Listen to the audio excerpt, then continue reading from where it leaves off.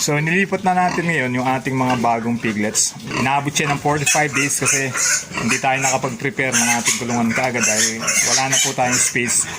So ito na lang yung last namin natitirang space.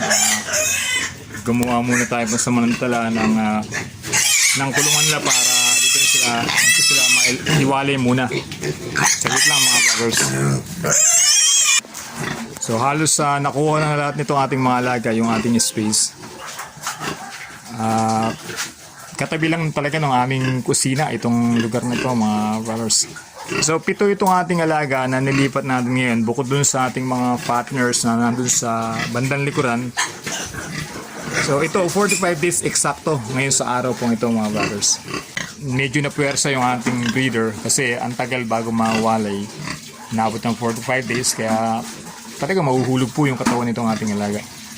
So gumawa muna tayo ng paraan kahit na mga kawayan lang ito para maibukod natin kagad yung mga piglets kasi sobrang tagal na po talaga.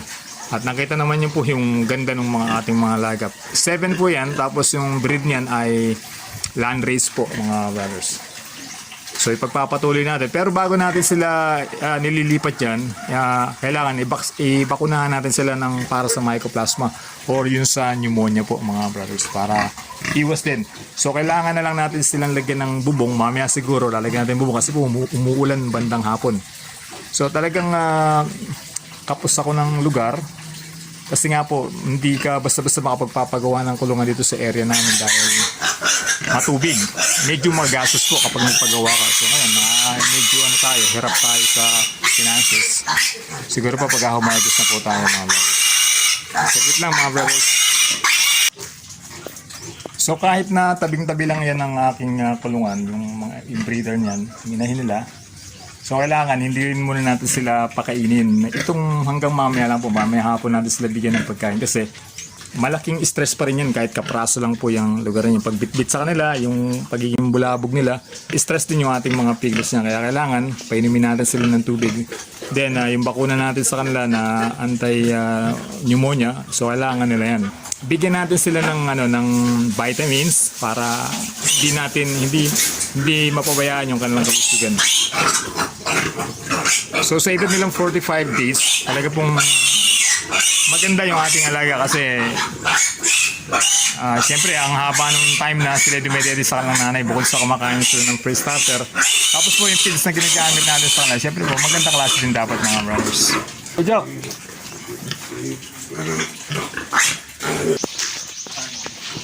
So kung maalala nyo po, dati ang ating alaga lang ay dalawa, si Siopo at si Siomai. Ito po yung dalawang breeder natin ito.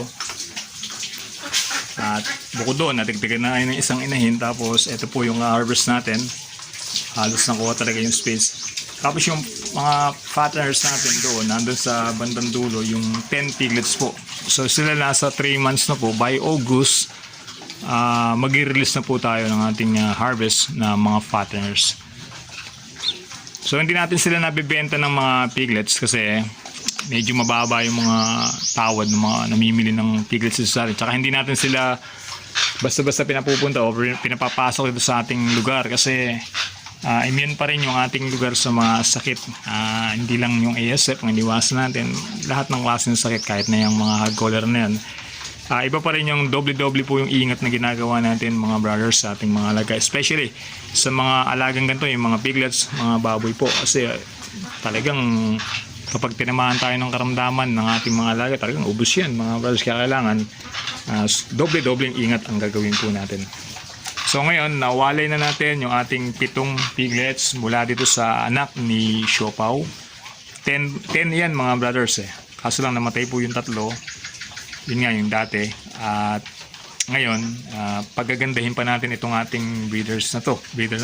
Kasi nahulog yung kanyang katawan dahil sa 45 days na dadaldalan niya itong ating 7 na piglet. So, dagdagan natin yung pagkain, vitamins para makarecover ulit itong ating inahin. At pagkatapos nun, siguro makasama natin mga 1 month natin siya paghintayin. Dati po kasi pag winalay mong ganyan, maglalandi ka ganyan.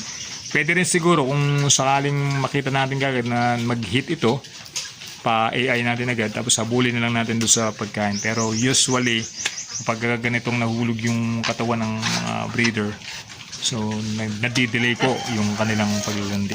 So affected din yung ating hanap buhay para sa kanila.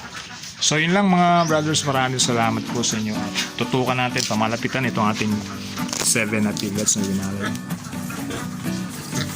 Yan mga brothers, ang lahi niyan ay landrace. Kinakagat na yan ng ating inahin kasi nga sobrang edad na nila. Hirap na rin yung ating inahin para sa kanila. Winalay na natin. Medyo nakasikat yung araw, kaya mamaya lagyan natin ng bubong kahit sako lang. Kasi nakalalamang umuulan sa hapon po talaga mga brothers. Thank you mga brothers at maraming ingat kayo lagi. Salamat po sa inyong panonood ng ating mga videos. Subscribe niyo po yung ating channel, My Brother Is Not a Pig.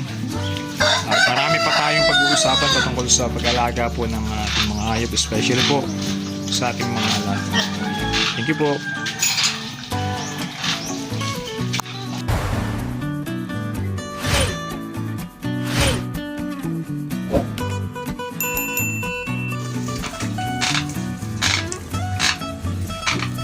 Lipat na. Tapos na tayo rito sa ating isang inahin. Nailipat na natin yung mga anak. So, na-recover itong ating inahin. Yan ang hirap kapag unprepared.